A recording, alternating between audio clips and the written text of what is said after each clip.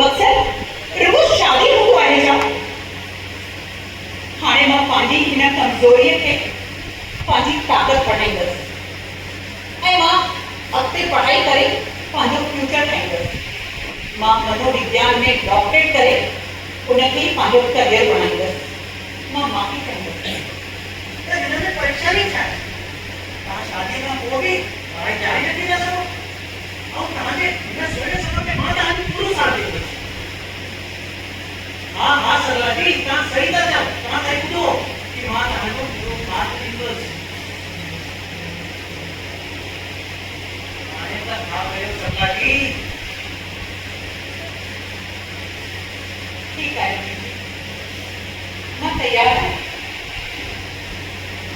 छो त अॼु तव्हां मूंखे इहो अहसासु ॾियारे छॾियो आहे